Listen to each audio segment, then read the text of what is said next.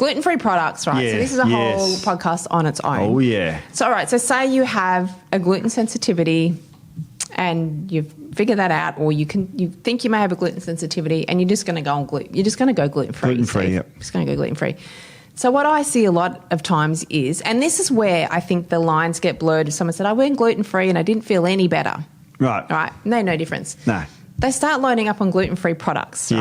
right? So gluten-free products are highly processed, highly Very. refined carbohydrates. Yeah. They're full of carbohydrates. Yeah. They're full of grains. Yeah. Gluten-free grains given, but a lot of grains. So we can do another whole podcast on grains specifically, having a lot of grains in the diet, but they're very high in grains. So they're in themselves, they're quite inflammatory. Yep. So you might already have inflammation from if you are sensitive to gluten. Yep. So the inflammation is still there. Then you're adding in all these gluten-free, highly refined and processed products. Yeah. It's still going to create more inflammation. So course it will. probably not going to feel a lot better in a lot of cases. So I got a bit of an example here. So this is just the this is a good ingredients. one. Yeah. Yeah. This is ingredients from just an average supermarket brand of gluten-free bread. It's in one of the biggest supermarkets in the country, so very readily available. So this is the ingredients list, right? Water. So far, so good? So far, so good.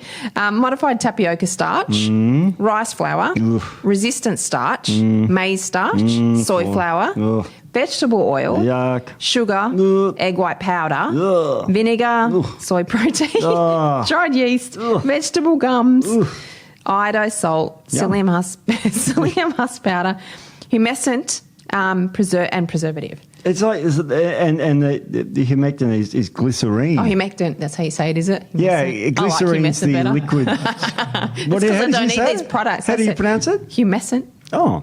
Humectant. Oh, there's T in there. Humectant. My new glasses. Think of humidity, and it takes the humidity out. It's a Oh, so it takes the moisture out of it. It stops the moisture being active, so it stops microbial growth. Oh, there you go. That's what humectants do. God. Glycerine. Is it glycerine? Yeah, glycerine's a good humectant. They put them in protein bars, like cheap ones, not our one. No, but cheap ones, because it's a great humectant, because it's sweet too. It's liquidy. It goes straight through you because you can buy it from the pharmacy. Glycerine. Yeah, you can. It's a nice gets things moving. laxative. Yeah. So people are taking, they're so, okay, cool, I'm going to have my gluten-free bread for breakfast. I'm going to have gluten-free pasta for lunch, or gluten-free, crackers. They're all, a lot of them are quite high in these awful ingredients, which are going to, cause a continuation of your inflammation.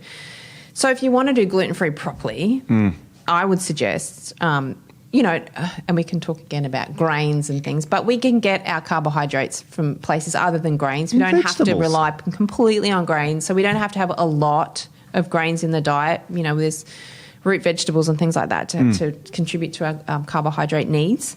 But find healthy versions and have small amounts. If you're someone that says, I can't live without my toast in the morning, then get some healthy gluten-free toast. And I have another example here of things that you can find that are much healthier. Okay. So the ingredients in this one is organic buckwheat meal. nice. Organic whole buckwheat kernels. Yeah. Organic rice flour. All right. Buckwheat leavening. And this is all organic, by the way. Sunflower oil, which yes or no.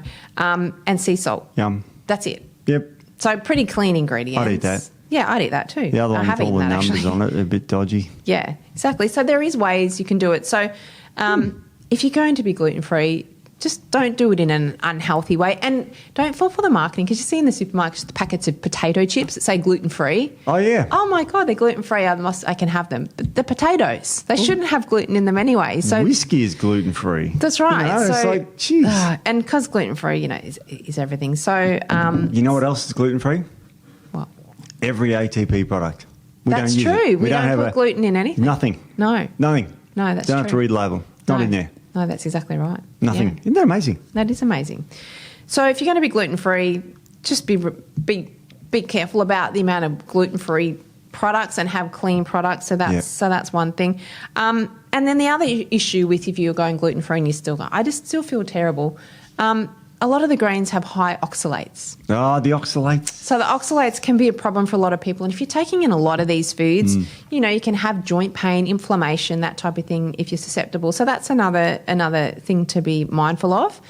Inflammation can take months to reduce. So if you take away a trigger, your inflammation isn't going to go away in 3 days. So if you're taking out gluten and then you're still inflamed, putting in more probably inflammatory foods is not going to help. So that can be some of the reasons going gluten-free makes no difference. And other reasons, it can take a little while for gluten to leave the system. So, I'd give it a month to have that sort of inflammation and everything go down before you would start to see, even 2 months before you start to see more improvement if you are going gluten-free.